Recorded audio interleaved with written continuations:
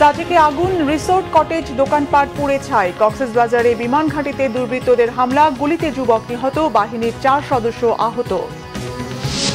দুর্ধর্ষ ছিনতাই কাণ্ডে আতঙ্কের নগরী ঢাকা। 6 মাসে প্রায় 250 খুন, রাতেই কম্বাইন্ড অপারেশন। স্বরাষ্ট্র উপদেষ্টাকে একদিনের সময় দিয়েছে শিক্ষার্থীরা। দেশকে সর্বনাশ থেকে রক্ষায় দরকার নির্বাচিত সরকার, বলেছেন তারেক রহমান। ভোটাধিকার নিয়ে চলছে নতুন খেলা, অভিযোগ মির্জা ফখরুলের। ডিসেম্বরের আগে আইন শৃঙ্খলা পরিস্থিতি ঠিক হয়ে যাবে, আশা সিইসির। ভোটের আগে রাজনৈতিক সমঝোতার তাগিদ।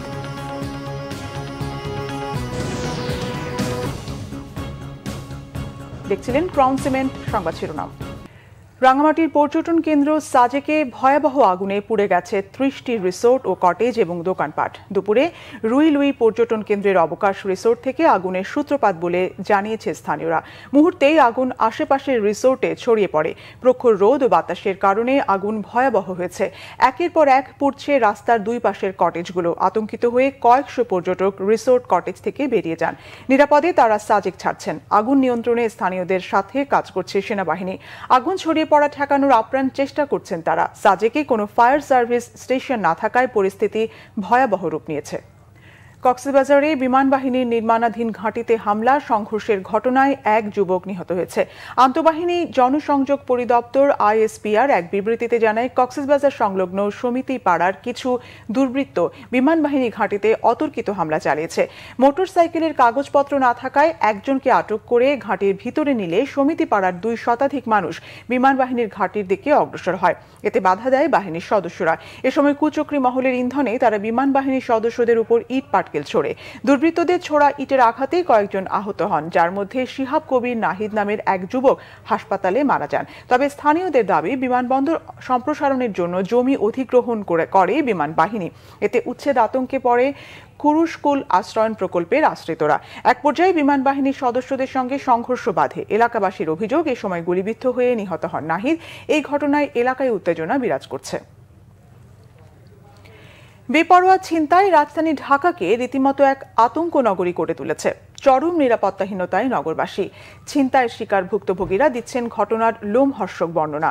বনশ্রীতে গুলি করে স্বর্ণ লুটে জড়িতদের 24 ঘন্টার মধ্যে গ্রেফতার চান ভুক্তভোগীর স্বজনেরা।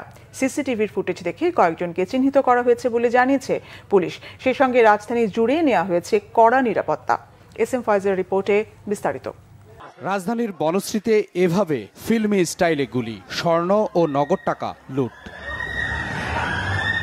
নিজ বাসার সামনেই ছিনতাইয়ের শিকার স্বর্ণ ব্যবসায়ী মোহাম্মদ আনোয়ার দিলেন ভয়ঙ্কর সেই বর্ণনা। 3টে হুন্ডায় আমাকে রাউন্ড করে ঘুরে ফেলেছে। পরে আমি একটু বাঁচার জন্য একটু দৌড় দিয়েছি, পরে আর দৌড়তে পারি না। ওরা 5-6 জন মিলে আমাকে গুলি করি। আমার নগদ 1 লক্ষ টাকা আর হইল প্রায় 140-50 গুলি সোনা নিয়ে গেছে। 3টা গুলি লেগেছে, 2টা দুই উড়িতে, একটা অন্য কোষে। চোখের সামনে স্বামীকে গুলি করার দৃশ্য দেখা ছাড়া কিছুই করার ছিল না, কারণ বাড়ির গেটে ঝুলছিল তালা। তুমি বাইরে আসো, আমার স্বামী দাও, তুমি ভিতরে কেন? ও বাইরে এসে আমার বলছে, ভাবি কি হয়েছে? আমি কি হয়েছে বলছে, মানে আমার স্বামীরা বাইরে মেরে ফেলতে। স্যার আপনি আমার বলেন কি হয়েছে, চাবি দেন। উনি বলে আমার কাছে চাবি নাই, চাবি বাড়ি এলার কাছে। তখন আমি বাড়ি এলার কাছে গিয়েছি, অনেকবার দরজা লক করছি, বাড়ি এলার দরজা খোলে নাই। আবার আমি নিচে আসছি, নিচে আসার পরে 4-4টে গুলি খাওয়ার 1-2টা কোপ খাওয়ার পর আমার হাজব্যান্ড এইখানে দাঁড়াই আমার বলতেছে, তুমি গেটটা খোলো। আমি এইখানে দাঁড়ানো, তুমি গেটটা খোলো। আমি ভিতরে ঢুকি, আমি বলি আমি গেট কিভাবে খুলবো? এরা তো আমার চাবি দেয় না। ওই ভাবি আসি বলছে চাবি দাও, চাবি দাও, চাবি দাও। আমরা ঘরে ঢুকছি যে তখন আমি চাবি কোথায় পাবো? তো এখানে যদি এগুলো আগেই পরিকল্পনা ছিল, উনি যখন নক করছে তখনই ওনাকে ঘিরে ফেলা হয়েছে 3টা হুন্ডা দিয়ে ঘিরে ফেলা হয়েছে। তারপর তো তার লেকে শুট করছে, লেকে শুট করার পরে সে পড়ে গেছে। এমন ঘটনায় ক্ষোভে ফেটে পড়েন এলাকাবাসী। সড়ক অবরোধ করে সন্ত্রাসীদের ধরতে দিয়েছেন 24 ঘন্টার আলটিমেটাম। আমরা 48 ঘন্টার ভিতরে অলঙ্কার জুয়েলার্সের মালিক আনোয়ার হোসেন ভাইয়ের উপর যে সন্ত্রাসী হামলা হয়েছে এবং ওনার মালামাল নিয়ে গেছে, এই মালামাল উদ্ধার চাই, মালামাল সহ সন্ত্রাসীদের গ্রেপ্তার চাই। সবাই আতঙ্ক বিরাজ করে, এটা একটা সুষ্ঠু বিচার হোক, আমরা সবাই চাই, জনগণ সবাই চাই। আমাদের এমপ্লয়ি যারা আছে, বাইরে যারা মাঠ পর্যায়ে কাজ করে, ওরাও এখন আমাদেরকে বলতেছে যে ভাইয়া এখন তো আমরা কাজে যাইতে অনেক ভয় করে, আতঙ্ক হয়। বরাবরের মতো পুলিশ বলছে, সন্ত্রাসীদের ধরতে চলছে সাঁড়াশি অভিযান, বাড়ানো হয়েছে তল্লাশি ও টহল। এই অপরাধগুলো আসলে পূর্ব থেকে ছিল কম বেশি, সাম্প্রতিক সময়ে কয়েকটি ঘটনা একটু চাঞ্চল্য সৃষ্টি করেছে। আমরা এগুলো নজরদারির মধ্যে রেখেছি এবং প্রত্যেকটি ঘটনা আমরা কিন্তু খুব গুরুত্ব দিয়ে নিবিড়ভাবে তদন্ত করছি। এর বাইরে যেসব চিহ্নিত অভ্যাসগত অপরাধী আছে তাদেরকে আমরা প্রতিনিয়ত গ্রেফতার করে আইনের আওতায় নিয়ে আসছি। পুলিশ তো এখন আমরা আমাদের পূর্ণাঙ্গ সক্ষমতা নিয়ে কাজ করছি এবং এটাকে আরও জোরদার করা হচ্ছে। এখানে দিনের বেলা 250টি, রাত্রেবেলা 250টি, ঢাকা মেট্রোপলিটন এলাকায় কমপক্ষে 500 পেট্রোল টিম মোতায়েন থাকে। শুধু বনশ্রীতে নয়, মোহাম্মদপুর, মগবাজার, ফার্মগেট, উত্তরা, যাত্রাবাড়ি সহ রাজধানীর বিভিন্ন স্পটে একের পর এক ঘটছে চুরি, ছিনতাই, ডাকাতি। S M Faiz, Bangla Vision, Dhaka. খুন খারাপি, চুরি, ছিনতাইয়ের ব্যাপকতায় রাজধানী ঢাকা সহ সারা দেশেই। পুলিশ সদর দপ্তরের তথ্য বলছে শুধু রাজধানীতে গেল 6 মাসে খুনের ঘটনা 250 প্রায়, আর চুরি, ছিনতাই ও ডাকাতি 772টি। এসব ঘটনা বিশ্লেষণে দেখা যায় রাতের আধারে রাজধানীতে অপরাধ সবচেয়ে বেশি। বেকারত্ব, আইন শৃঙ্খলা বাহিনীর উপর জনগণের আস্থা না থাকাকে অপরাধ বৃদ্ধির বড় কারণ মনে করছেন বিশ্লেষকরা। বিস্তারিত ফারুক হোসেনের ক্যামেরায় ফজলে রাব্বির রিপোর্টে। ঘটনা গেল 18 ফেব্রুয়ারি মধ্যরাতের। আদাবর শেখেরটেক এলাকার 7 নম্বর রোডে ধারালো অস্ত্র দিয়ে যুবক রাসেলকে কোপাচ্ছেন কয়েকজন। এর ঘণ্টাখানিক আগে তার ভাই বিজয়কেও একইভাবে কোপায় দুর্বৃত্তরা। কেন এই হামলা? ভিডিও ফুটেজের সূত্র ধরে বাংলা ভিশনের ক্যামেরা পৌঁছে যায় মোহাম্মদপুর শেখেরটেক এলাকায়।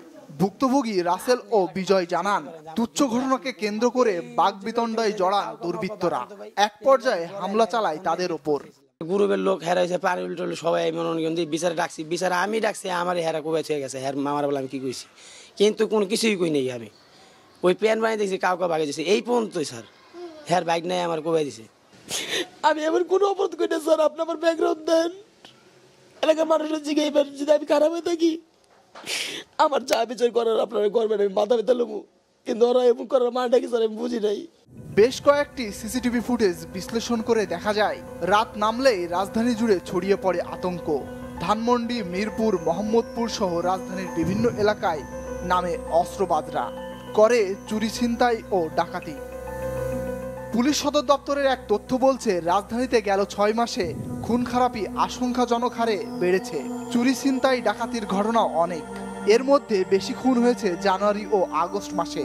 ডাকাতির ঘটনা সবচেয়ে বেশি অক্টোবর, নভেম্বর ও ডিসেম্বরে।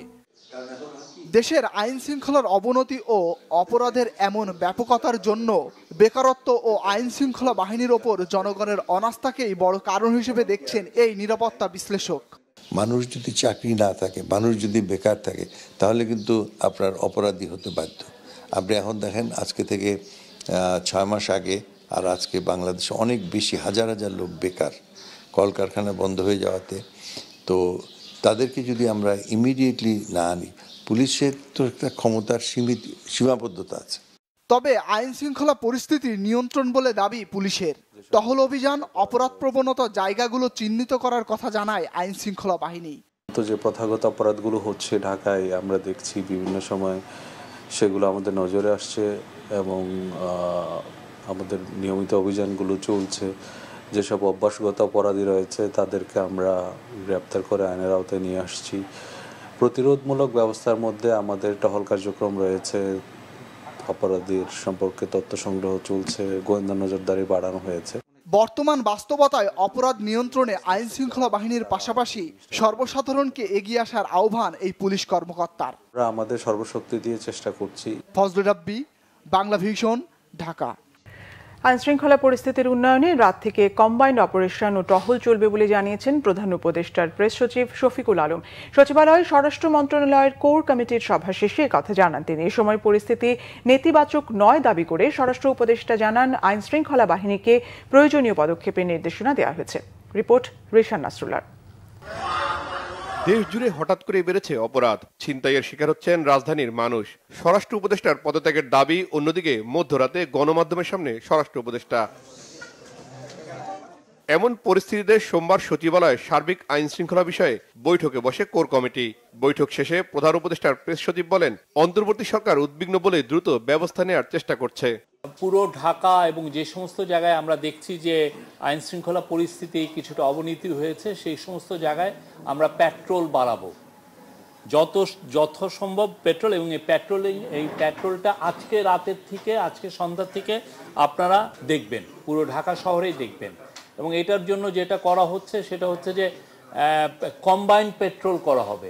কম্বাইন্ড হচ্ছে যে পুলিশ এবং মিলিটারি, অনেক ক্ষেত্রে নেভি, বিজিবি, এরা সবাই একসাথে কম্বাইন্ড পেট্রোল হবে এবং অনেকগুলো জায়গায় চেকপোস্টের বসানো হবে। চেকপোস্ট আপনারা দেখবেন এবং চেকপোস্টে আমরা জায়গায় জায়গায় চেকপোস্ট বসে এই আইন শৃঙ্খলা পরিস্থিতি মনিটর করা হবে এবং চেকিংয়ের ব্যবস্থা করা হবে। বাংলাদেশের আইন শৃঙ্খলা পরিস্থিতি যত দ্রুত সম্ভব ইমপ্রুভ করা, যাতে মানুষজন, কেননা মানুষের জানমালের নিরাপত্তার দায়িত্ব হচ্ছে গভর্নমেন্টের, আমরা এই কাজটা সুচারুরূপে করতে চাই। এ সময় স্বরাষ্ট্র উপদেষ্টা দাবি করেন, গণমাধ্যম যেভাবে বলছে আইন শৃঙ্খলা পরিস্থিতি ততটা খারাপ নয়। জানান, পরিস্থিতি বিবেচনায় নিয়ে ব্যবস্থা গ্রহণের নির্দেশনা দেওয়া হয়েছে আইন শৃঙ্খলা বাহিনীকে। আমি বলবো আইন শৃঙ্খলা পরিস্থিতি স্যাটিসফ্যাক্টরি, বাট এটা উন্নতি করার অবকাশ রয়ে গেছে। কিন্তু এখন হলো কি, যেমন আগে হতো কি, যেমন ধরেন গতকালকের যে ইসের ঘটনাটা, এই যে বনশ্রীতে, এটা হয়তো আমাকে জানতে 2 দিন সময় লেগে যেত। কিন্তু এখন হলো কি, এটা সাথে সাথে ঘটনা জেনে যায়। এই জন্য আমরা ভাবতেছি যে বুঝি আইন শৃঙ্খলা পরিস্থিতি বুঝি একটা খুব বড় ধরনের কোনো রকম হয়ে গেছে। এই ছোটোখাটো ঘটনা এটা সবসময় আগেও ঘটছে, এখনও এই যে 2-1 দিন আগেও ঘটছে, এবং ভবিষ্যতে যেন না ঘটে এই জন্য আমরা কী ব্যবস্থা নেওয়া যায় এই ব্যাপারে আমাদের আলোচনা হয়েছে। যে আমরা চাই না যে এই ধরনের একটা ঘটনা ঘটুক। পদত্যাগের দাবি আমার হয়, আপনি তো মাত্র কইছেন পদত্যাগ, আমার তো পৌষলিকা হয়েছে, আমার দাফনও তো হয়ে গেছে, আমার কি এই পদত্যাগটা তো কম হয়েছে, আমার তো এই জানাজাও হয়ে গেছে। এই স্বরাষ্ট্র মন্ত্রণালয়ে চাকরি করার পরে হলো কি, জীবিত থাকা অবস্থায় জানাজার সব পেয়েছি। ব্রিফিংয়ে কক্সবাজারে বিমান বাহিনী ক্যাম্পে হামলা প্রসঙ্গে জানতে চাইলে প্রেস সচিব বলেন, জেলা প্রশাসনের কাছ থেকে পূর্ণাঙ্গ তথ্য পাওয়ার পরে এ বিষয়ে সিদ্ধান্ত নেওয়া হবে। রিশান নাসরুল্লাহ, বাংলা ভিশন, ঢাকা।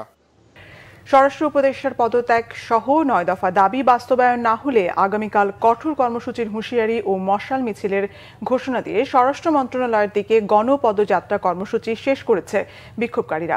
সোমবার বেলা 2:30টার দিকে কেন্দ্রীয় শহীদ মিনার থেকে স্বরাষ্ট্র মন্ত্রণালয়ের দিকে গণপদযাত্রা শুরু হয়।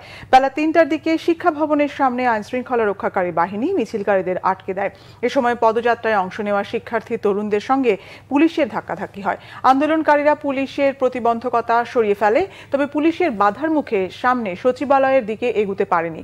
পরে সেখানে সংক্ষিপ্ত অবস্থান কর্মসূচি পালন শেষে স্বরাষ্ট্র উপদেষ্টার পদত্যাগ, ছিনতাই, চুরি, ডাকাতি ঠেকাতে দৃশ্যমান পদক্ষেপ গ্রহণ, সকল ধর্ষণের বিচার, প্রয়োজনে আইন সংশোধন ও ধর্ষণের বিচারে বিশেষ ট্রাইব্যুনাল গঠন সহ 9 দফা দাবি তুলে ধরে তা মেনে নিতে 1 দিনের সময় বেঁধে দেন বিক্ষুব্ধরা। দাবি না মানলে মঙ্গলবার ঢাকা বিশ্ববিদ্যালয়ের টিএসসিতে মশাল মিছিল শেষে কঠোর কর্মসূচি দেওয়ার ঘোষণা দেন বিক্ষোভকারীরা। ধর্ষণ ও নিপীড়নের বিরুদ্ধে বাংলাদেশ এর ব্যানারে এই গণপদযাত্রার আয়োজন করা হয়েছে। আগামী 24 ঘন্টার মধ্যে স্বরাষ্ট্র উপদেষ্টা সারা জাতির কাছে, এই আন্দোলনের প্রত্যেক অংশীজনের কাছে, প্রত্যেকজন জুলাই গণঅভ্যুত্থানের প্রত্যেকজন অংশগ্রহণকারীর কাছে ক্ষমা চেয়ে পদত্যাগ করবেন। তা না হলে আমরা আগামীকালকে ঢাকা শহরে রাজু ভাস্কর্য থেকে আমাদের সর্বোচ্চ সক্ষমতা ব্যবহার করে, সর্বোচ্চ ম্যান পাওয়ার নিয়ে একটি মশাল মিছিল বের করব।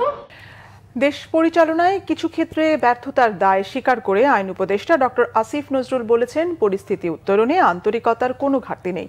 আইন উপদেষ্টা বলেন, নতুন বাংলাদেশে কয়েকটি ধ্বংসপ্রাপ্ত প্রতিষ্ঠান নিয়ে কাজ করছে সরকার। এর মধ্যে উল্লেখযোগ্য পুলিশ বাহিনী। নিয়োগ থেকে শুরু করে বাহিনীটির সব ক্ষেত্রেই ভঙ্গুরতা পরিলক্ষিত।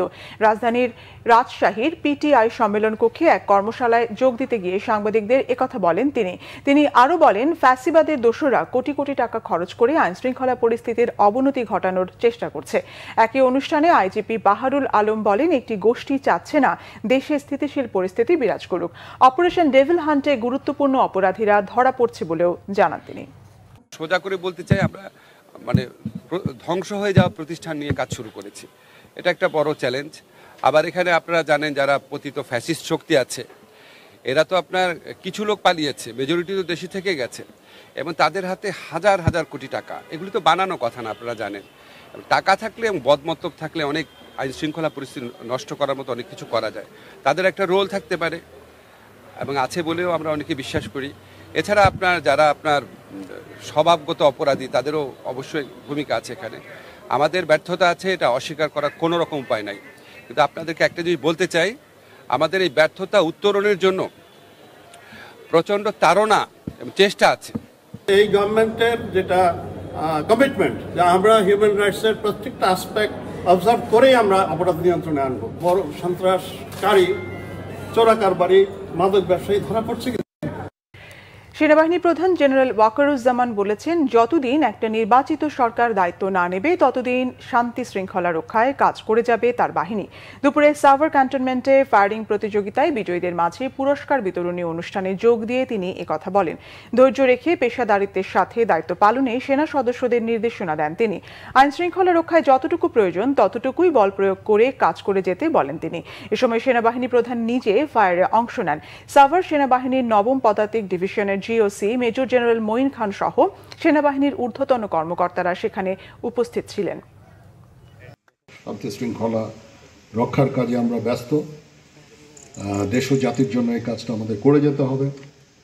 আমি প্রথমে মনে করেছিলাম আমরা খুব তাড়াতাড়ি এই কাজটা শেষ করে সেনানিবাসে ফেরত আসতে পারবো, কিন্তু কাজটা দীর্ঘায়িত হচ্ছে। আমি জানি যে আমরা বহুদিন ধরে এই কাজটা করে যাচ্ছি। ধৈর্য রাখতে হবে এবং প্রফেশনালিজমের মাধ্যমে, পেশাদারিত্বের মাধ্যমে কাজটা সম্পন্ন করতে হবে। যতদিন না আমরা একটা নির্বাচিত সরকার পেয়ে যাই এবং দেশ একটা শান্তি শৃঙ্খলার মধ্যে আসে, আমাদের এই কাজটা করে যেতে হবে। ততদিন পর্যন্ত ধৈর্যের সাথে এই কাজটা করে যেতে হবে। বিএনপির ভারপ্রাপ্ত চেয়ারম্যান তারেক রহমান বলেছেন, ভোটাধিকার প্রতিষ্ঠা হলে দেশকে তুলে আনা যাবে সর্বনাশের খাদের কিনারা থেকে। অযাচিত তর্ক বিতর্কে যেন কেউ দেশের স্বার্থ রক্ষা থেকে দূরে সরে না যায়, এই আহ্বান তার। বলেন, সংস্কার নিয়ে প্রতিদিন অবান্তর আলোচনা করতে থাকলে মূল কাজগুলো অসম্পূর্ণ থেকে যাবে। আহমেদ সরদারের রিপোর্ট। নানা রাজনৈতিক বাস্তবতায় ১৬ বছর পর হলো খুলনা মহানগর বিএনপির সম্মেলন।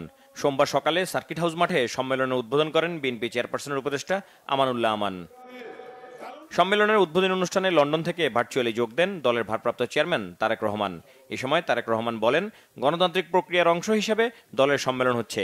এ ধরনের প্রক্রিয়া সব জায়গাতে চালু রাখা দরকার। এটা প্রতিনিয়ত চালু থাকলে ধীরে ধীরে গণতন্ত্র প্রাতিষ্ঠানিক রূপ লাভ করবে।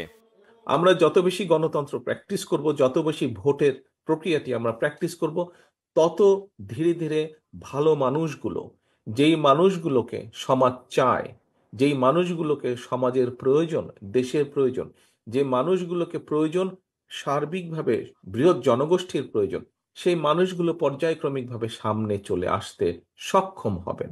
আমাদের সকলকে চেষ্টা করতে হবে, অব্যাহতভাবে আমাদেরকে চেষ্টা করতে হবে যে কোনো মূল্যে বাংলাদেশে গণতন্ত্র যাতে ফিরে আসে, যে কোনো মূল্যে বাংলাদেশের মানুষের ভোটের অধিকার যাতে প্রতিষ্ঠিত হয়। আমরা যদি ভোটের অধিকারকে প্রতিষ্ঠিত করতে পারি বাংলাদেশের মানুষের, তাহলেই আমরা বাংলাদেশকে যেই সর্বনাশের যেই খাদের কিনারায় বাংলাদেশ চলে গেছে, সেখান থেকে ধীরে ধীরে আমরা উঠিয়ে আনতে সক্ষম হব। তারেক রহমান বলেন, রাষ্ট্রকে পুনর্গঠন করতে অনেক কাজ এখনো বাকি, সেগুলো করতে হবে। দেশের মানুষ তাকিয়ে আছে বিএনপির দিকে। এটি রাজনীতির একটি অংশ। বিভিন্ন বিষয়ে আলোচনা হবে, তর্ক হবে, বিতর্ক হবে। তবে আমাদেরকে খেয়াল রাখতে হবে, আমরা তর্ক বিতর্ক করতে গিয়ে দেশে এমন পরিস্থিতির উদ্ভব যাতে না হয়, যাতে করে সেই স্বৈরাচার হোক অথবা এমন কেউ হোক যারা বাংলাদেশের ভালো চায় না, এমন কেউ সুযোগ পেয়ে যাক। আমাদেরকে সতর্ক থাকতে হবে যে আমরা অযাচিত তর্ক বিতর্ক করে জনগণ এবং দেশের স্বার্থ রক্ষা থেকে যাতে দূরে সরে না যায়। আমাদের সামনে অনেক কাজ আছে। কাজগুলো করতে হলে দেশের মধ্যে আমাদেরকে স্থিতিশীলতা আনতে হবে। সংস্কারের কথা বলেছি, কিন্তু সংস্কার নিয়ে যদি আমরা প্রতিনিয়ত শুধু অবান্তর আলোচনা করতে থাকি, তাহলে আমাদের যে মূল কাজগুলো, অর্থাৎ দেশের মানুষের সমস্যার সমাধান করা, এই কাজগুলো আমাদেরকে করতে হবে। এই দেশকে যদি আমাদেরকে গড়ে তুলতে হয়। আমাদের হয়তো অনেক সীমাবদ্ধতা ছিল, আমরা অনেক কিছু করতে চেয়েও হয়তো অনেক কিছু করতে পারিনি, কিন্তু আমি বিশ্বাস করি আমরা যদি আমাদের সীমাবদ্ধতার কথাগুলো জনগণের কাছে সঠিকভাবে তুলে ধরতে সক্ষম হই, নিশ্চয়ই ইনশাল্লাহ জনগণ আমাদেরকে আবার সুযোগ দিবে। দেশ পুনর্গঠনে দলের সকল নেতাকর্মীকে তৈরি থাকতে বলেন বিএনপির ভারপ্রাপ্ত চেয়ারম্যান। খুলনা মহানগরীতে আহমেদ সরওয়ার, বাংলা ভিশন, ঢাকা। নির্বাচন নিয়ে নতুন খেলা শুরু হয়েছে বলে অভিযোগ করেছেন বিএনপি মহাসচিব মির্জা ফখরুল ইসলাম আলমগীর। সরকার পরিবর্তন হলেও এখনো কেন বিএনপি নেতাদের মিথ্যা মামলা প্রত্যাহার করা হচ্ছে না প্রশ্ন তার। নিজেদের মধ্যে কাদা ছোড়াছুড়ি না করে দেশের প্রশ্নে ঐক্যবদ্ধ থাকতে রাজনৈতিক দলগুলোর প্রতিও আহ্বান জানান বিএনপি মহাসচিব। ধামরাই প্রতিনিধি লোকমান হোসেনকে সাথে নিয়ে বিস্তারিত জানাচ্ছেন সিকান্দার রেমান, ছবি তুলেছেন জাহাঙ্গীর আলম। নিত্য প্রয়োজনীয় পণ্যের দাম সহনীয় রাখা, আইন শৃঙ্খলা পরিস্থিতি উন্নতির দাবি, দ্রুত নির্বাচনী রোডম্যাপ ঘোষণা এবং পতিত ফ্যাসিবাদের নানা চক্রান্ত মোকাবেলার জনদাবিতে এবার ঢাকা জেলার ধামরাই এলাকায় সমাবেশ করেছে বিএনপি। বিএনপি মহাসচিব মির্জা ফখরুল ইসলাম আলমগীর আবারও অভিযোগ করলেন, আওয়ামী লীগ সরকার কারাগারে স্লো পয়জনিং এর মাধ্যমে বেগম খালেদা জিয়াকে হত্যা চেষ্টা করেছিল। আমাদের সেই মামলাগুলো এখনো শেষ হয় নাই, আমরা এখনো কোর্টে যাই, আমাদেরকে হাজিরা দিতে হয়। শাপলা চত্বরে আমাদের আলেমদেরকে, এতিমদেরকে নির্বিচারে হত্যা করার কথা আমরা ভুলে যাই নাই। আমরা ভুলে যাই নাই জামাত ইসলামের নেতাদেরকে ফাঁসি দেওয়ার কথা। আমরা ভুলে যাই নাই আমাদের নেতা সালাউদ্দিন কাদের চৌধুরী সাহেবকে ফাঁসিতে ঝুলানোর কথা। কোন অপরাধ ছিল না তাদের, তাদের একটাই অপরাধ ছিল যে তারা গণতন্ত্র চাইতো, অধিকার চাইতো। রাষ্ট্রের সমস্ত ব্যবস্থাটাকে ধ্বংস করেছে। তামাশা, ভোটের তামাশা, গণতন্ত্রের তামাশা, এই তামাশা আমাদেরকে দেখিয়েছে এই শেখ হাসিনা। বিএনপি মহাসচিবের অভিযোগ, জাতিকে ধ্বংস করার চক্রান্ত করেছিল শেখ হাসিনা। ধর্ম, কৃষ্টি, সংস্কৃতি ধ্বংস করে দেশ বিক্রির চক্রান্ত করেছিল পালিয়ে যাওয়া প্রধানমন্ত্রী। নির্বাচন নিয়ে নতুন খেলা শুরু হয়েছে বলে মন্তব্য করেন মির্জা ফখরুল। কিছু কিছু মানুষ বলছে যে জাতীয় সংসদ নির্বাচনের আগে স্থানীয় সরকারের নির্বাচন হতে হবে। আমাদের অভিজ্ঞতা আছে, সরকার যদি জনগণের প্রতিষ্ঠিত না হয় এবং সেই দেশে যদি শান্তি শৃঙ্খলা ফিরে না আসে, তাহলে এমনিতেই এই স্থানীয় সরকার নির্বাচনে নিয়ন্ত্রণ করা সম্ভব হয় না। আজকে আমি জানি না এই সরকার কি জেনে শুনে একটা দেশে একটা নৈরাজ্য সৃষ্টি করতে চান অথবা একটা গৃহযুদ্ধ করার দিকে যেতে চান, আমি জানি না। সোশ্যাল মিডিয়াতে, সামাজিক গণমাধ্যমে বিএনপির বিরুদ্ধে বিষোদ্গার করছে। আরে 15 বছর আমরা লড়াই করলাম, আমাদের 60 লক্ষ মানুষের বিরুদ্ধে মিথ্যা মামলা হলো, আমাদের 20,000 মানুষকে হত্যা করা হলো, 700 মানুষকে গুম করে দেওয়া হলো, সেটার দিকে কারো কোনো খেয়াল নেই। বিএনপি যেন কিছুই করে নাই। সমস্ত রাজনৈতিক দলগুলোকে আহ্বান জানাতে চাই যে আসুন আজকে পারস্পরিক কাদা ছোড়াছুড়ি না করে আমরা সবাই ঐক্যবদ্ধ হয়ে দেশটাকে, জাতিকে যে সুযোগ আমরা পেয়েছি সেটাকে কাজে লাগাই। মির্জা ফখরুল ইসলাম আলমগীর জানান, চাঁদাবাজ দখলদারদের জায়গা নেই বিএনপিতে, আওয়ামী লীগেরও ঠাঁই নেই শহীদ জিয়ার দলে। একদিকে রাষ্ট্র কাঠামোর সংস্কারে দেশব্যাপী 31 দফার কর্মশালা চলছে, আর অপরদিকে সারা বাংলাদেশে যে অরাজকতা চলছে, নৈরাজ্য চলছে এবং দ্রব্যমূল্যের ঊর্ধ্বগতি সহ আইন শৃঙ্খলা পরিস্থিতির অবনতির প্রতিবাদে এ জাতীয় সমাবেশ করছে বাংলাদেশ জাতীয়তাবাদী দল বিএনপি। দলটির নেতারা বলছেন, যত দ্রুত অবাধ, সুষ্ঠু ও গ্রহণযোগ্য নির্বাচন বাস্তবায়িত হবে তত দ্রুত এ জাতীয় সংকট কেটে যাবে। সিকান্দার রেমান, বাংলা ভিশন, ধামরাই, ঢাকা। চলমান আইন শৃঙ্খলা পরিস্থিতি ডিসেম্বরের আগে ঠিক হয়ে যাবে বলে মনে করেন প্রধান নির্বাচন commissioner AMM Nasiruddin. Reporters forum for election and democracy RFED নবনির্বাচিত কমিটির দায়িত্ব গ্রহণ অনুষ্ঠানে তিনি বলেন, কমিশন জোরে সোরে জাতীয় নির্বাচনের জন্য প্রস্তুতি নিচ্ছে। ডিসেম্বরে ভোট হলে অক্টোবর মাসে নির্বাচনী তফসিল ঘোষণা করা হবে বলেও জানান তিনি। রাজধানীর আগারগাঁওয়ে নির্বাচন প্রশিক্ষণ ভবনে আয়োজিত অনুষ্ঠানে সিইসি জানান, চলতি বছরের জুনের মধ্যে ভোটার তালিকা চূড়ান্ত হবে। সুষ্ঠু নির্বাচন সবাই চায় উল্লেখ করে তিনি বলেন, ভোটের আগে সার্বিক দিক নিয়ে রাজনৈতিক সমঝোতা হলে ভালো হয়। ইলেকশন ডেটের প্রায় অন্তত 2 মাস আগে শিডিউল ডিক্লেয়ার করা লাগে, যদি ডিসেম্বরে হতে হয় আমাকে অক্টোবরের মধ্যেই শিডিউল ডিক্লেয়ার করতে হবে। আইন শৃঙ্খলা পরিস্থিতির কথা যেটা বলছেন সেটা আমরা মনে করি যে ডিসেম্বর আস্তে আস্তে থিংস উইল সেটেল ডাউন। যারা মারামারি করছে, যারা গোলমাল করছে, তারাও একটা মেসেজ পেয়ে যাবে। তো আলটিমেটলি জনগণ যখন একত্রিত হবে তখন দেখবেন যে ওই যে আইন শৃঙ্খলা পরিস্থিতি যারা সৃষ্টি করতে চায় তারা আর এটা সাহস করবে না। গ্যাসের দর ইউনিট প্রতি অন্তত 10 টাকা কমানোর দাবি জানিয়েছে বস্ত্র কল মালিকদের সংগঠন বিটিএমএ। একই সঙ্গে টেক্সটাইল শিল্প রক্ষায় ভারত থেকে সড়কপথে সুতা আমদানিতে নিষেধাজ্ঞা চেয়েছে সংগঠনটি। কারো স্বার্থ রক্ষায় গ্যাসের দাম নতুন করে ফের বাড়ানো হলে কলকারখানার ব্যবসা গুটিয়ে প্রতিষ্ঠানের চাবি রাষ্ট্রায়ত্ত সংস্থা বিএসইসির কাছে জমা দেওয়ার হুঁশিয়ারি দেন মালিকরা। জিয়াউল হক সবুজের রিপোর্ট। গেল কয়েক মাস ধরেই গ্যাসের চরম সংকটে হোঁচট খাচ্ছে দেশের বস্ত্রকলগুলো। $22 বিলিয়ন বিনিয়োগের এই শিল্পটির অধিকাংশ কারখানাই এখন ব্যবহার করতে পারছে না তার 50% বেশি সক্ষমতা। সংকটাপন্ন সেই পরিস্থিতি জানাতেই সোমবারের এই জরুরি সংবাদ সম্মেলন। আমাদের তো মাথা নষ্ট হয়ে গেছে। টেক্সটাইল শিল্পের উদ্যোক্তারা জানান, একদিকে ডলার সংকট আর অন্যদিকে ব্যাংকের সুদ হার বেড়ে 18% হওয়া। এর সঙ্গে মরার উপর খাড়ার ঘা ভারত থেকে সড়ক পথে কম দামে সুতা আমদানি।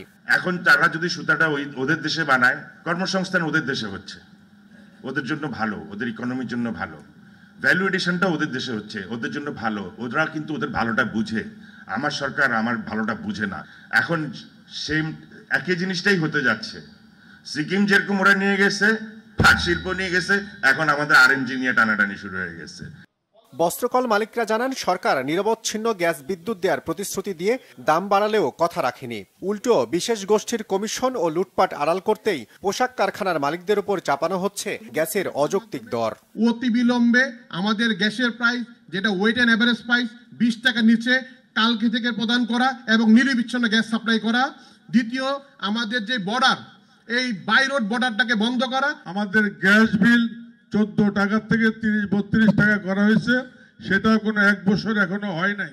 তারপরও কিসের কারণে, কার স্বার্থে এই শিল্পকে ধ্বংস করার জন্য আবার আপনারা গ্যাস বিল বাড়ানোর পায়তারা করছেন, সেটা আমাদের বোধগম্য নয়। ট্রাম্প একটা ভালো বক্তব্য দিয়েছে, ওরা নিজেদের exploration of their own natural resources তাদের প্রায়োরিটিতে টপমোস্ট এজেন্ডা। আর আমাদের টপমোস্ট এজেন্ডা হলো মাটির নিচে যা আছে রেখে দাও, বাইরের থেকে ইম্পোর্ট করে দেশ চালাও। আমাদের 500 মিলের চাবি, ওকে ডান, আমরা ফ্যাক্টরি বন্ধ করে দিলাম, এবার আপনারা এবার গ্যাসের প্রাইস 80 টাকা করে দেন, সমস্যা নাই। দেশের পোশাক শিল্পকে পাট শিল্পের মতো ধ্বংস করতে না চাইলে ভারত থেকে কম দামে সুতা আমদানি বন্ধের পাশাপাশি গ্যাসের সংকট কাটাতে নতুন কূপ খননের তাগিদ দিয়েছেন উদ্যোক্তারা। জিয়াউল হক সবুজ, বাংলা ভিশন, ঢাকা। অপ্রয়োজনীয় প্রকল্প ও অর্থ পাচারে অর্থনীতিকে পঙ্গু করে গেছে বিগত সরকার, বলেছেন বাণিজ্য উপদেষ্টা শেখ বশিরউদ্দিন। অর্থনীতিবিদরা বলছেন, রপ্তানি ও রেমিটেন্স না বাড়লে অর্থনীতির এই সংকট কাটবে না। বিএনপির স্থায়ী কমিটির সদস্য আমির খসরু মাহমুদ চৌধুরীর মতে, রাজস্ব আসতে হবে ব্যবসা বাণিজ্য থেকে, জনগণের ওপর থেকে বোঝা চাপানো ঠিক নয়। টুকটাক সংস্কারে কিছু হবে না মন্তব্য করে বিএনপি ক্ষমতায় গেলে ব্যবসা বাণিজ্যে আমলাতান্ত্রিক জটিলতা কমিয়ে আনার আশ্বাস দেন তিনি। গোলাম ময়নুল আহসানের রিপোর্ট। হাসিনার সরকারের পতনের পর সামনে আসতে থাকে দেশের অর্থনীতির করুণ চিত্র। ভেঙে পড়া অর্থনীতি পুনরুদ্ধারে 10 সেপ্টেম্বর 12 সদস্যের টাস্কফোর্স গঠন করে অন্তর্বর্তী সরকার। কমিটি গত 30 জানুয়ারি প্রধান উপদেষ্টার কাছে প্রতিবেদনও জমা দিয়েছে। এমন প্রেক্ষাপটে প্রতিবেদনের আলোকে সোমবার রাজধানীর ব্র্যাকিনে সুষম টেকসই উন্নয়নের জন্য অর্থনীতির পুনর্কৌশল নির্ধারণ বিষয়ক সেমিনার আয়োজন করে সিপিডি। এতে অর্থনীতিবিদরা বলেন, নানা চ্যালেঞ্জের মধ্যে এগোচ্ছে দেশের অর্থনীতি। সামনের দিনেও যারা দেশ পরিচালনা আসবেন তাদের কিন্তু কথা মনে রাখতে হবে, রপ্তানি এবং রেমিটেন্সেস এটা ছাড়া এই ম্যাক্রো ইকোনমিক যে ক্রাইসিস আমরা দেখছি, এখান থেকে আমরা বের হয়ে আসতে পারবো না। গার্মেন্টের উপরে আমাদের এত বেশি নির্ভরতা, এটা আমাদেরকে পৃথিবীর মধ্যে অন্যতম সবচাইতে এক্সপোর্ট কনসেন্ট্রেটেড কান্ট্রি হিসেবে দাঁড় করিয়েছে। বিএনপি স্থায়ী কমিটির সদস্য আমির খসরু মাহমুদ চৌধুরী বলেন, আওয়ামী লীগ সরকার ব্যাংক খাতকে ধ্বংস করে গেছে, তবে বিএনপি ক্ষমতায় গেলে ব্যবসা বাণিজ্য ইতিবাচক পরিবর্তন আনবে। রেভিনিউ আসতে হলে আপনাকে প্রাইভেট সেক্টর থেকে রেভিনিউ আসতে হবে, ব্যবসা এক্সপানশন থেকে আসতে হবে। ওই রেস্ট্রিক্টেড ওয়েতে আপনি ইম্পোর্ট থেকে ট্যারিফ আনবেন, তারপর আপনি ভিএটি জনগণের উপর চাপিয়ে দিয়ে সাধারণ মানুষ থেকে সবসময় কালেকশন করবেন, this are all good, but এর মাধ্যমে কিন্তু কোনো ইকোনমি থ্রেশহোল্ড ক্রস করে আমরা নেক্সট লেভেলে যাওয়ার কোনো সুযোগ নেই। তো আবার প্রাইমারিলি আমি যেটা ফিল করি, we should go all out for deregulation, liberalisation of the economy. Financial sector তো আমাদের যে জায়গায় গেছে, এখান থেকে আমাদেরকে এগেইন যে ডিরেগুলেশনের মধ্যে আপনি যে ওয়ান অফ দ্য থিং কিন্তু ব্যাংকিং সেক্টরকে আমাদেরকে অ্যাড্রেস করতে হবে, কারণ উইদাউট ফাইন্যান্সিয়াল সেক্টর আমরা এখানে এগুলো কোনো সুযোগ নেই। বাণিজ্য উপদেষ্টা দেশের অর্থনীতির দুর্দশার জন্য বিগত সরকারের সময় অপ্রয়োজনীয় প্রকল্প ও টাকা পাচারের কথা উল্লেখ করেন। would probably form the fundamental enablers because we do not have any primary raw material in our country. So what else we actually leverage? So unless we bring and we find strategies to actually create the cost offset. LDC পরবর্তী নীতি কৌশল সঠিকভাবে প্রণয়ন করা না গেলে অর্থনীতিতে বড় ধরনের ধাক্কা আসবে বলে মনে করেন আলোচকরা। গোলাম মইনুল্লাহ হাসান, বাংলা ভিশন, ঢাকা। দেশের আইন শৃঙ্খলা এখনো ঠিকমতো রক্ষা হয় না, সেখানে একটি দল স্থানীয় সরকার নির্বাচন নিয়ে মশকরা করতে এসেছে বলে মন্তব্য করেছেন বিএনপির আন্তর্জাতিক বিষয়ক কমিটির সদস্য ইঞ্জিনিয়ার ইশরাক হোসেন। ওয়ারী থানা আয়োজিত রাষ্ট্র কাঠামো সংস্কারে 31 দফা কর্মশালায় তিনি একথা বলেন। ইঞ্জিনিয়ার ইশরাক হোসেন বলেন, একদিকে বলছে সংস্কার ছাড়া জাতীয় নির্বাচন হবে না, অন্যদিকে স্থানীয় সরকার নির্বাচন চাচ্ছে। এই দুরভিসন্ধি কোনোভাবেই সফল হতে দেয়া হবে না। বিএনপির এই নেতা বলেন, 5 অগস্টের পর একটি বিশেষ রাজনৈতিক দল আন্দোলনের কৃতিত্ব নেয়ার জন্য তৎপর হয়ে গেছে, অথচ তারা ছাত্রলীগের বেশ ধরে রাজনীতি করেছে। একক কৃতিত্ব দাবি করে তারা নিচু মনের পরিচয় দিয়েছে। খুনি হাসিনা ক্ষমতায় এসে 25 ফেব্রুয়ারি পিলখানায় চৌকস সেনাবাহিনীর সদস্যদের হত্যা করেছে বলেও অভিযোগ তার। এই ঘটনার সঙ্গে জাহাঙ্গীর কবির নানক, শেখ সেলিম, ফজলে নূর তাপস সহ শেখ পরিবারের অনেকেই জড়িত। তাদের সর্বোচ্চ শাস্তি নিশ্চিতের দাবিও জানান ইঞ্জিনিয়ার ইশরাক হোসেন। একটি বিশেষ রাজনৈতিক দল তারা তৎপর হয়ে গেল কিভাবে তারা এটা পুরোপুরি কৃতিত্ব নিয়ে নেবে, অথচ তারা কিন্তু খুনি হাসিনার আওয়ামী লীগ ছাত্রলীগের বেশ ধরে গত 16 বছর রাজনীতি করেছে। এখন তারা এসে বলতে চায় তারা সব কৃতিত্ব নেওয়ার দাবিদার। তারা এখনো ষড়যন্ত্র করছে। তারা বলছে যে এখন নাকি স্থানীয় সরকার নির্বাচন তারা চায়।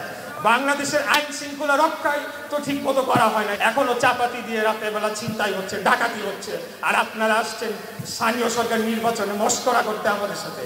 আপনারা একদিকে বলেন সংস্কার ছাড়া জাতীয় নির্বাচন হবে না, আবার এইদিকে আপনারা স্থানীয় সরকার নির্বাচন চাচ্ছেন। তাদের এই দুরভিসন্ধিমূলক ষড়যন্ত্র চক্রান্ত আমরা সকলেই বুঝি তারা কি করতে চাচ্ছে, এটাকে আমরা কোনোভাবেই সফল হতে দেব না। অন্তর্বর্তী সরকারের প্রধান উপদেষ্টা ডক্টর মোহাম্মদ ইউনূসকে ফখরুদ্দিনের মতো অপমানজনকভাবে বিদায় করতে চান না বলে জানিয়েছেন বিএনপির vice chairman advocate Ahmed Azam Khan. সম্মানের সাথে বিদায় নিতে চাইলে দ্রুত নির্বাচন দেওয়ার আহ্বান জানান তিনি। আইনশৃঙ্খলা পরিস্থিতির চরম অবনতির সমালোচনা করেন আহমেদ আজম খান।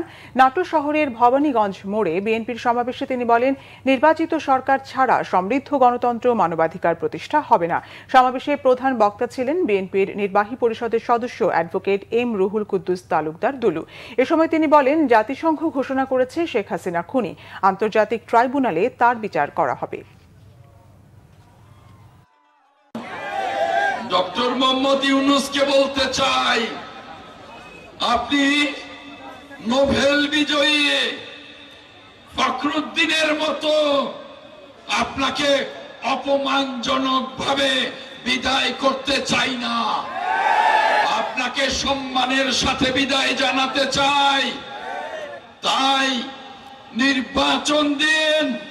যে জাতিসংঘের নির্দেশ অনুযায়ী সারা পৃথিবীর শাসন চলে, আইন চলে, সংবিধান চলে, সেই জাতিসংঘ ঘোষণা দিয়েছে বাংলাদেশে যে গুম, যে হত্যা, যে মানবতা বিরোধী অপরাধ হয়েছে, এই অপরাধের জন্য শেখ হাসিনার আন্তর্জাতিক ট্রাইব্যুনালে এদের বিচার করা হবে। যুবদল সাধারণ সম্পাদক নুরুল ইসলাম নয়ন বলেছেন, দলের যে কোনো পর্যায়ের নেতাকর্মী দেশবিরোধী, সমাজবিরোধী কোনো কর্মকাণ্ডের জন্য ছাড় পাবে না। সকালে জাতীয় প্রেসক্লাবে সংবাদ সম্মেলনে সাধারণ সম্পাদক নয়ন বলেন, যুবদল কোনো ধরনের বেআইনি, অনৈতিক ও সন্ত্রাসী কার্যকলাপকে প্রশ্রয় দেয় না। এর মধ্যে সারা দেশে যুবদলের 60 নেতাকর্মীকে শোকজ, 140 নেতাকর্মীকে বহিষ্কার করা হয়েছে। অপরাধীদের বিরুদ্ধে বিভিন্ন জায়গায় মামলা করা হয়েছে। তিনি বলেন, গাজীপুরের শ্রীপুরের জাহাঙ্গীর আলমকে বহিষ্কার করা হয়েছে, এমনকি তার বিরুদ্ধে মামলাও করা হয়েছে। নুরুল ইসলাম নয়ন বলেন, যুবদল নেতাকর্মীদের বিরুদ্ধে যখনই কোনো অভিযোগ উত্থাপিত হয়েছে, আড়াল না করে দলের পক্ষ থেকে তা খতিয়ে দেখে বিভিন্ন ব্যবস্থা নেওয়া হয়েছে। ভবিষ্যতে যাতে কেউ দলের সুনাম ক্ষুণ্ণ করতে না পারে, সেজন্য যুবদল কঠোর নীতি নেবে বলেও দাবি করে নেতাকর্মীদের সতর্ক করা হয় সংবাদ সম্মেলন থেকে। আমরা যে কয়টি অন্যায়ের খবর পেয়েছি, যেখানে আমাদের দলের নেতাকর্মীরা জড়িত ছিল, আমরা কিন্তু কোথাও অস্বীকার করি নাই। আমরা তাদেরকে সাংগঠনিকভাবে শাস্তি দেওয়ার ব্যবস্থা করেছি, কোথাও শোকজ করেছি, কোথাও তাদেরকে আমরা বহিষ্কার করেছি, কোথাও আমরা কমিটি বিলুপ্ত করেছি, কোথাও তাদের বিরুদ্ধে মামলা করার ব্যবস্থা করেছি। জাতীয়তাবাদী যুবদলের কোনো নেতাকর্মী যদি কোনো সন্ত্রাসী কর্মকাণ্ডে কিংবা দেশবিরোধী বা মানুষের স্বার্থ পরিপন্থী কোনো কাজে নিজেদেরকে জড়িয়ে ফেলে, দল কিন্তু তাদেরকে কোনো ছাড় দিবে না। 2018 সালের বিতর্কিত নির্বাচনে প্রত্যক্ষভাবে জড়িত থাকায় সাবেক আইজিপি চৌধুরী আব্দুল্লাহ আল মামুন সহ 103 পুলিশ কর্মকর্তার বিপিএম, পিপিএম পদক বাতিল হয়েছে। রাষ্ট্রপতির আদেশক্রমে স্বরাষ্ট্র মন্ত্রণালয়ের এক প্রজ্ঞাপনে পদক প্রত্যাহার করা হয়েছে। প্রজ্ঞাপনে বলা হয়েছে, 2018 সালের 30 ডিসেম্বর অনুষ্ঠিত বিতর্কিত 10ম জাতীয় সংসদ নির্বাচনে প্রত্যক্ষভাবে জড়িত থাকায় 103 জন কর্মকর্তার বাংলাদেশ পুলিশ পদক বিপিএম 2018 এবং রাষ্ট্রপতির পুলিশ পদক পিপিএম প্রত্যাহার করা হয়েছে। রবিবার রাষ্ট্রপতির আদেশক্রমে স্বরাষ্ট্র মন্ত্রণালয়ের প্রজ্ঞাপনে এই তথ্য জানানো হয়েছে। এদিকে বিনা অনুমতিতে গত 6 অগস্ট 2024 সাল থেকে কর্মস্থলে অনুপস্থিত থাকায় ডিএমপির সাবেক যুগ্ম পুলিশ কমিশনার বিপ্লব কুমার সরকারকে সাময়িক বরখাস্ত করা হয়েছে। সোমবার স্বরাষ্ট্র মন্ত্রণালয়ের জননিরাপত্তা বিভাগ থেকে প্রজ্ঞাপনে এই তথ্য জানানো হয়। সংবাদ শেষ করব ক্রাউন সিমেন্ট শিরোনামগুলো আরেকবার জানিয়ে। সাজেকে আগুন, রিসোর্ট, কটেজ, দোকানপাট পুড়ে ছাই। কক্সবাজারে বিমান ঘাঁটিতে দুর্বৃত্তদের হামলা, গুলিতে যুবক নিহত, বাহিনীর 4 সদস্য আহত। দুর্ধর্ষ ছিনতাই কাণ্ডে আতঙ্কের নগরী ঢাকা। 6 মাসে প্রায় 250 খুন, রাতেই কম্বাইন্ড অপারেশন। স্বরাষ্ট্র উপদেষ্টাকে একদিনের সময় দিয়েছে শিক্ষার্থীরা। দেশকে সর্বনাশ থেকে রক্ষায় দরকার নির্বাচিত সরকার, বলেছেন তারেক রহমান। ভোটাধিকার নিয়ে চলছে নতুন খেলা, অভিযোগ মির্জা ফখরুলের। ডিসেম্বরের আগে আইন শৃঙ্খলা পরিস্থিতি ঠিক হয়ে যাবে, আশা সিইসির। ভোটের আগে রাজনৈতিক সমঝোতার তাগিদ।